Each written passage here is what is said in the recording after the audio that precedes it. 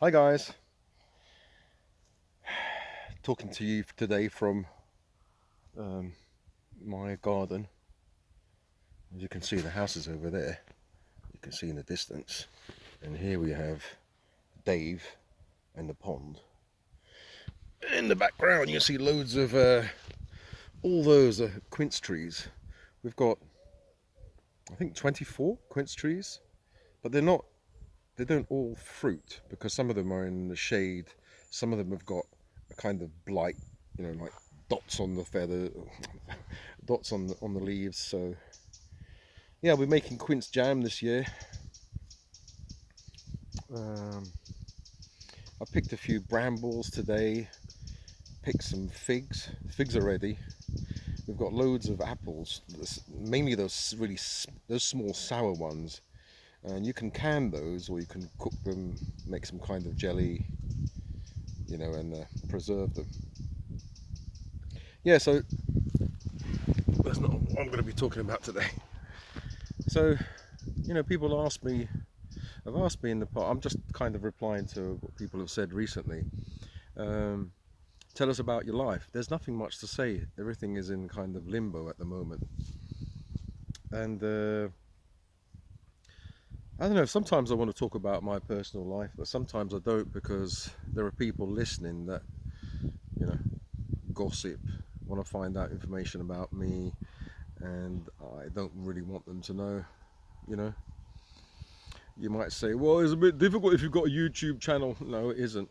I can uh, I can give information that is wrong, that is misleading potentially, and yeah, I could, but I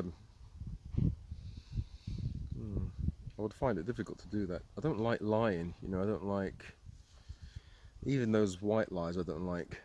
So yeah, what I'm trying to say is, some people like to watch my channel and yeah, talk behind my back. I'm not talking about people I don't know. I'm talking about people that I've known in the past, and yeah, gossip behind my back, which is fine. If I don't find out about it, it's okay. But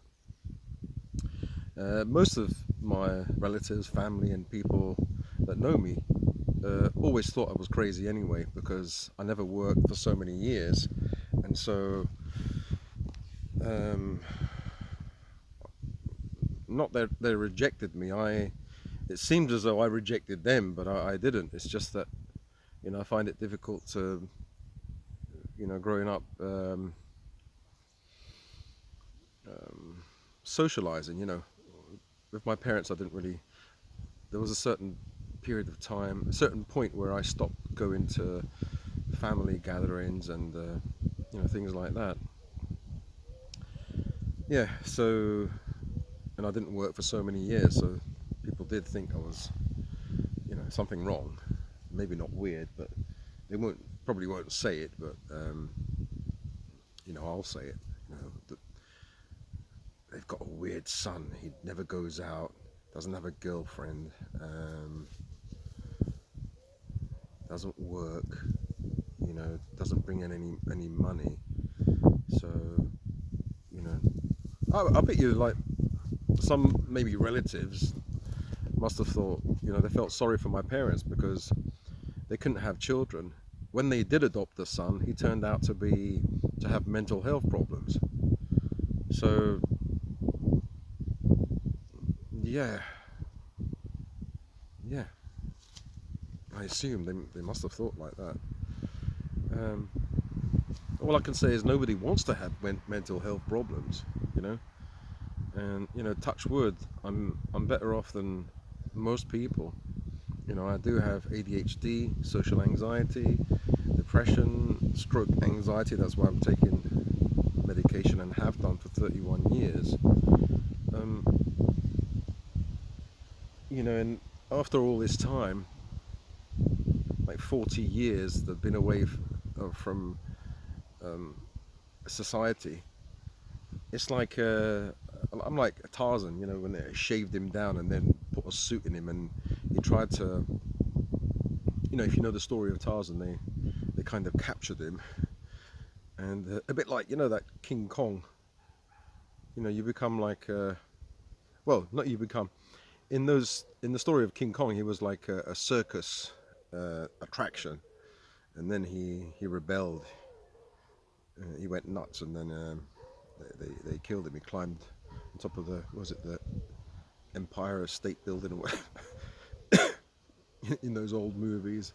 Tarzan as well. He couldn't adapt because he was so used to living in the jungle.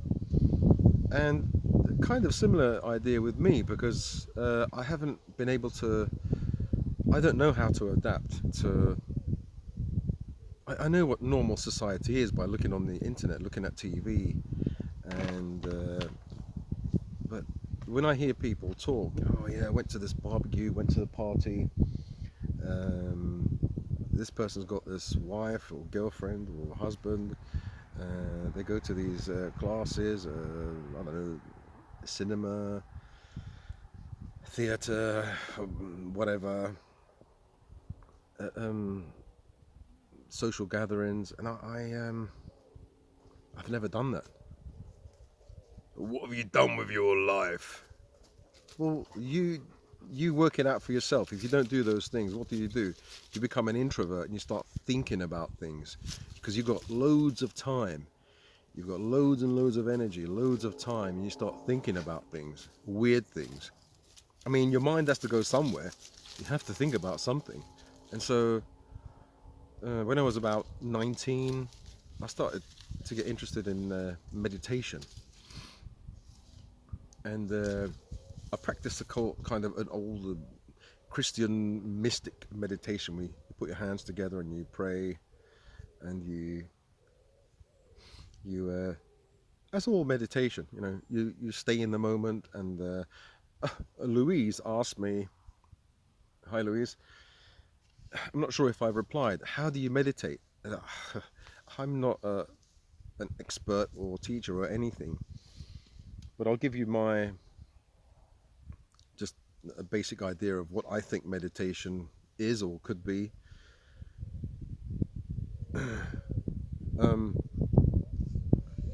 So from when I was 19, I was interested in meditation, and I started to meditate when I was 19. But then, life got in the way. Girls, hashish, like weed and stuff like that, drinking. And I thought, I'll do the things that I'm supposed to do as a young man, as a 19-year-old, and it all went out the window. And every once in a while, like in my 20s, I dipped into it again. In my 30s or 40s, I dipped into it again. I went to China. I trained with a Tai Chi master. I dipped into it again. So I went to the famous Taoist mountain, because they've got 6 sacred mountains in China. There's Buddhist ones, Taoist ones, and the Taoist one is Wudang Shan, or Wutang. And I meditated there. I had a strange experience, like either a spiritual or some kind of biological experience, where I saw white light when I went to sleep, and I woke up with a flash of white light, and it really freaked me out. And I didn't meditate for years because it frightened me. I thought, I must have some brain problem, a neurological problem. And one idiot there who attended, it was a Qigong retreat. He's a TCM, a traditional Chinese medicine, studied to be a doctor, whatever. He was a Greek guy. He was blonde and had an American accent. Really strange. And there was a Jewish guy there as well. And yeah, we had had some interesting discussions with the Jewish guy. We were talking about anti-Semitism and and stuff like that. He was alright though. He was okay. He was okay. It's really funny, because I used to go around with a swastika like a pendant, but it wasn't a swastika. It was the ancient the Buddhist symbol, or was it the Buddhist symbol, and it was flat.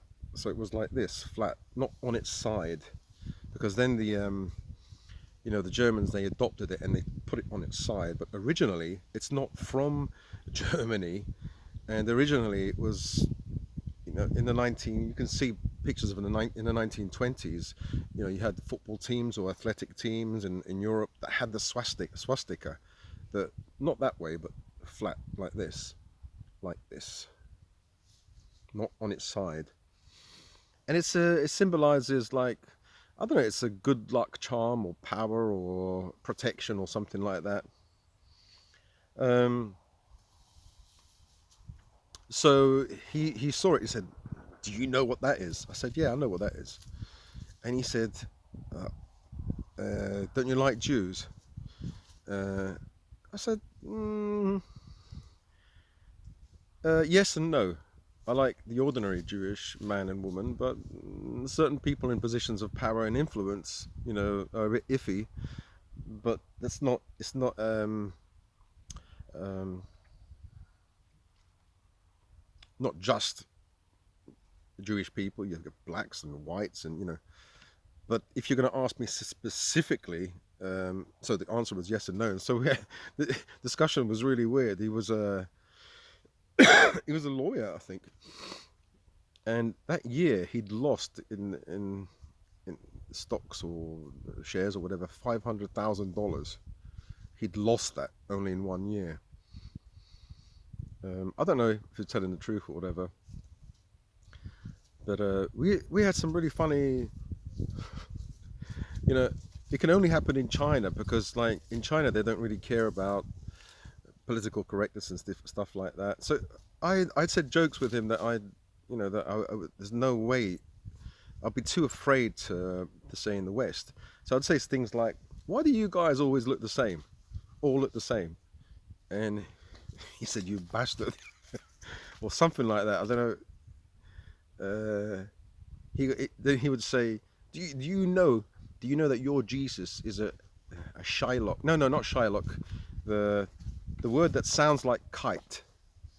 And I said, "No, he was a Nazarene. He was a." We had these stupid discussions, and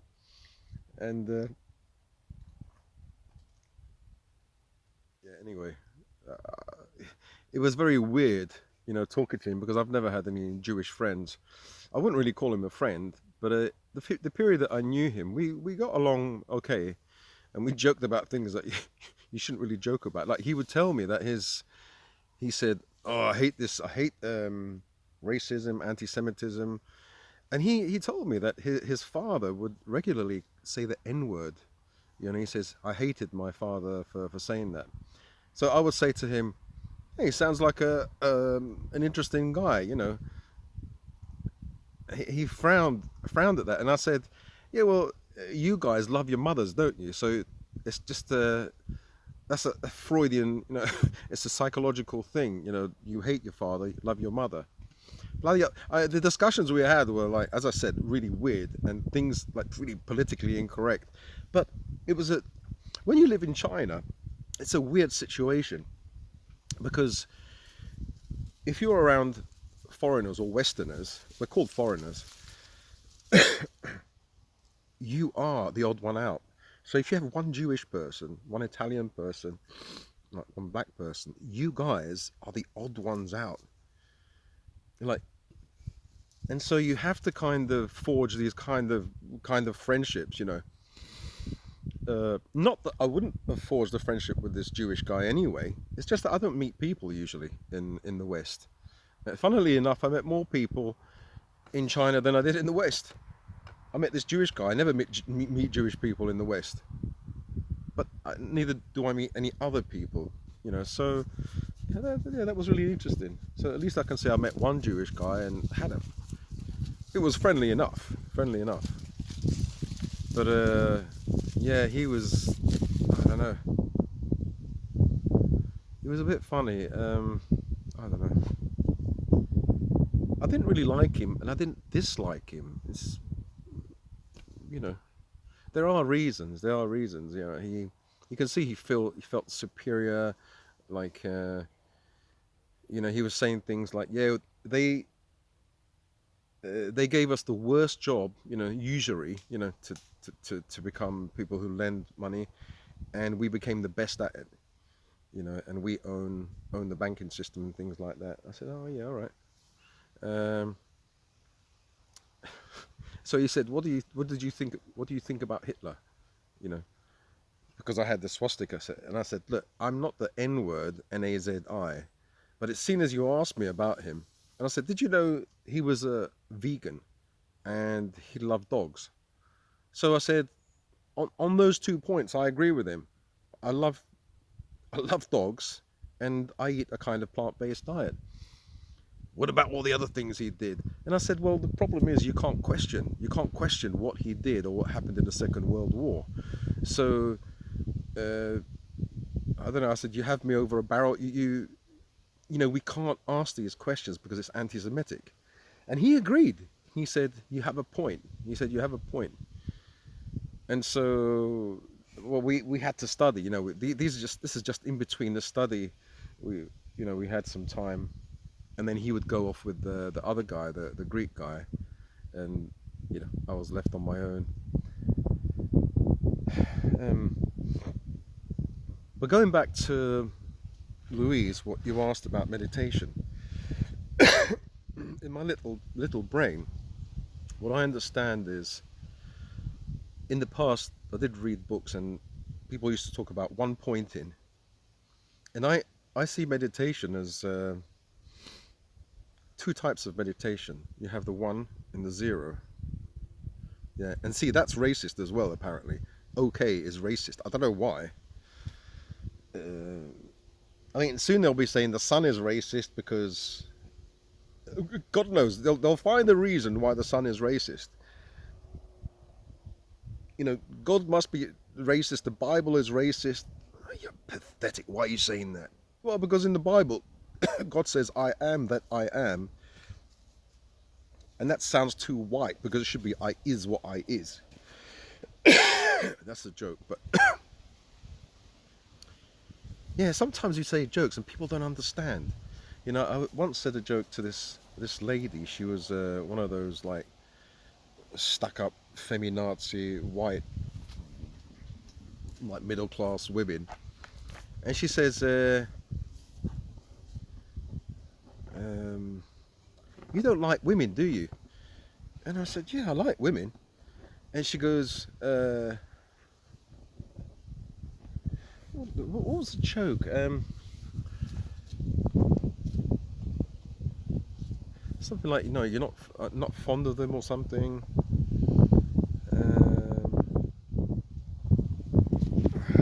Not near them enough, or I don't know. I can't remember the joke, but if I can remember later on, hopefully my subconscious mind will come out of the archives and I'll remember by the time I finish this video. Oh yeah, here it is. You see, my brain tuned in. So she goes, you're against women, aren't you? And I said, I'm not against them enough. She didn't get the joke. She goes, pathetic or something, or some, like, you know that word that they used to use, pig, was it? What's that word? The word that they don't have the equivalent for women. You know, male chauvinist pig or something like that. What's the equivalent? I grew up hearing that, like, men are male chauvinist pigs. Where is the equivalent for women? Well, there's no equivalent, because women you just love. They don't hate men. Oh no. So look at him. He's going nuts with that. Look what he's done to the. He's destroyed the, how do you call it, that round thing that. Anyway, what the fuck is it called? Brain fog. Anyway, talking about meditation to Louise, right? And anybody else who wants to know, what is meditation? From what I understand, my little brain, you have the one and the zero. One is easy. It's called one pointing, or what you call nowadays mindfulness. So the one pointing, the way I would explain it is, you think about one thing, or you do one thing, or you say one thing, the one thing. So, hey, stop it. He's destroying that. What was it called? The Live Boy or whatever it is. Sit down, Dave. Sit down. He's destroyed it enough. So the one thing, one thing, one thing. So you focus on one thing. So you breathe, for example, you breathe in and you think about breathing. And you breathe, you count your breaths, you think to, you count 4 breaths and you start again. And you do that continuously and you stay in the moment. So the most important thing is staying in this moment. You know, you've got past, future, but you've got the moment, the present. And that's how you stay in the present, by focusing on one thing. It's called one pointing, or I think nowadays it's called mindfulness. You're mindful of that one thing. You can also be mindful of something else, which is the zero. Yeah, zero. The zero is not one thing. The zero is emptiness. So what you do is you close your eyes and you become aware of emptiness, of blackness. And there are various ways you can do this, but the way I've done it in the past, the way I got that white light, was to sit down in a yoga position, or sit down in a comfortable position where your back is straight, but not completely straight, but a relaxed straight, so you still have that S curve of the back. Close your eyes. You can focus here, or you just close your eyes, put the tongue on the roof of your mouth in a relaxed manner, not in a stressed out manner. I keep hearing something.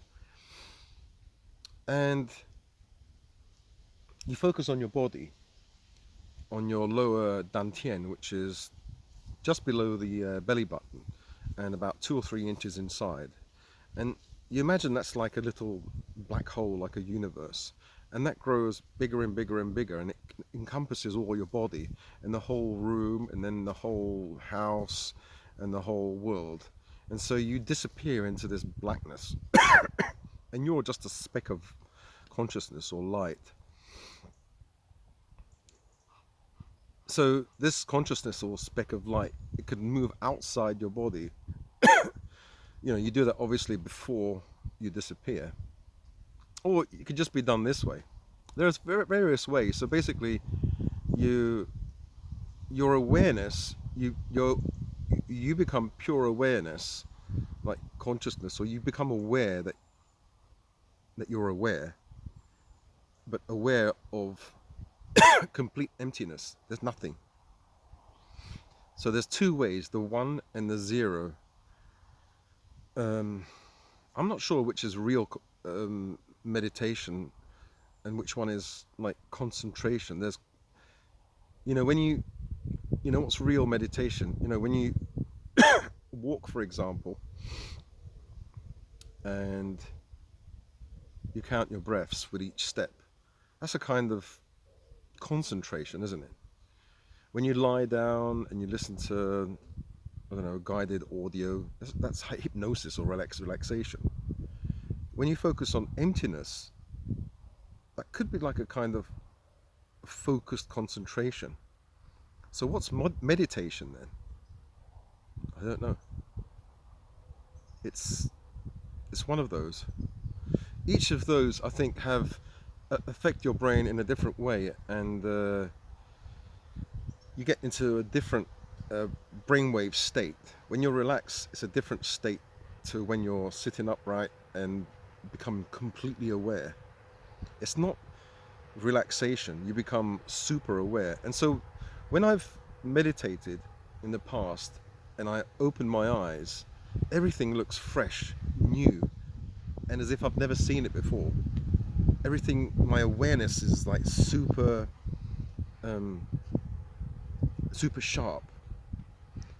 And if I start walking around or talking, I break out of that awareness. But so what I used to do is, as soon as I finished meditating, I open my eyes and don't even move my head and try and hold on to that awareness. And then even if I get up, walk slowly and move slowly with my head and try to hold on to that awareness and make it spill over into day-to-day life. So that that spilling over happens naturally. So you could be like washing the dishes or something, and then suddenly you find that, oh, your shoulders relaxed. Suddenly you realize, oh, I'm thinking about this and that. Let me just get back to one pointed. Let me get back to washing the dishes. You start to realize that your monkey mind or your brain tends to think about so many things and not think about the thing that you're supposed to be doing, because it becomes automatic. Washing dishes becomes automatic, and so your brain goes elsewhere. And so this spills over into everyday life, because that's the object of the exercise. Because when you're trying to meditate, you're trying to one point. If you start thinking about the breath, you're going to start thinking about, I'm going to have a bath later on. The woman that you saw on, if you're a bloke, woman you saw on, I don't know, on some bloody TikTok video, she has a nice behind. Or you're going to think about something negative, these immigrants or whatever coming in, or whatever party that you hate. You're going to think about problems with the family, money. So your brain, your monkey mind, is going to go everywhere. So you rein it in. You rein it into just one thing, and so that's the object. The object, or the aim of the exercise, is almost impossible.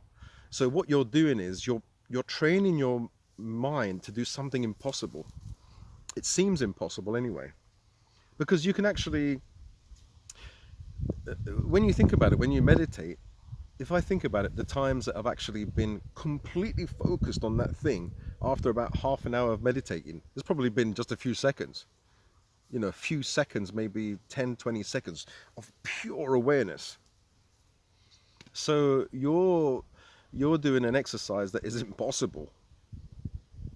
So why do it? Because as you pluck yourself free from thought, you become the observer of thought. You become objective. And so this does spill over into everyday life, when you're walking with the dogs and you realize you're thinking about so many other things, and you catch yourself thinking about those things, and you see them as imposters, and you focus on that one thing, walking with the dogs, or thinking about your girlfriend, or you focus on that one thing. And so, yeah, that's all I have to say. My stupid explanation of meditation and what it is or what it isn't. I'm sure other people have different explanations of what it is. There are different kinds of meditation, where you meditate inside your body, and you make chi or energy circulate in the body, and you focus on this. There are lots of different types, but from my understanding, you either you think about something or nothing, either the one or the zero. That's my answer. So you can sit down, look at a pebble, and just look at that pebble. As soon as you have thoughts about something else, then you're not thinking about the pebble. So you rein your thoughts into the one thing. If you're navel gazing, like you close your eyes and you think about your navel at 2 inches below the belly button and 3 inches inside, and you think about the sea of chi, or an area. It's an orange kind of globe area. It's called the Sea of Chi, or the lower Dantian.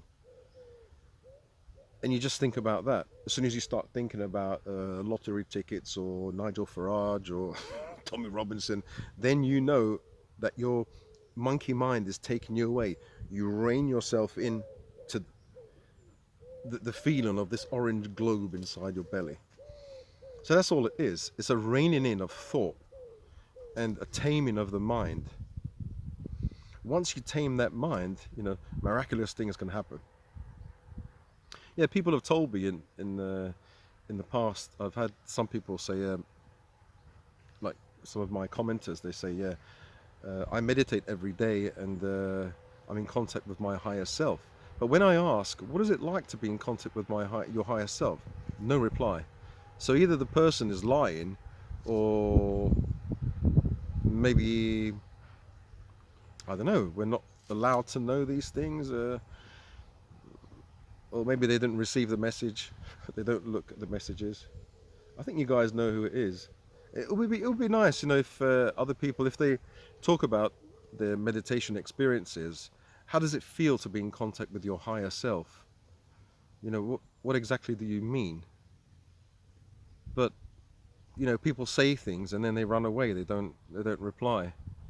So what's the point of saying it in the first place? Is it to make yourself look better, or you know, I don't know. I don't understand. You know, I'm not sure about my higher self. I don't think I've. You see, I don't know what my higher self feels like, what it is. I had that experience when I was in China where I saw that I didn't see. I was in the midst of that white light. I woke up. Um, you know, it was pitch black. I was sleeping, and there was a flash of brilliant white light in my brain. I got up, and I thought I was going to die. I thought I had. Uh, oh yeah, sorry. The the stupid. What's his name? The TCM guy said, "Oh, you must have a tumor in your brain." Yeah, and I was panicking about it because I thought, "Oh, okay, well he studies Chinese traditional medicine and he knows the symptoms," but it wasn't that. Um, yeah, so I thought I had a brain hemorrhage or something, and I was sweating. And then after about 15, 20 minutes, when I was still alive, I thought, oh, let me go to sleep. And it was really nice in the misty mountains of Wudangshan, Wutang, Wutang Mountains. Um, yeah, so so that's the question I kind of answered. You know, what is meditation? Meditation to me, that's what it is. It's an ongoing process. I can't really give an answer because I don't know. But from the little that I do know, you know, that's what I know. How to do it, and what happens when you do it. It spills over. This feeling spills over into everyday life, probably into your dreams as well. And yeah, that's it. So I'm tired now. I'll bid you farewell and see you in the next video.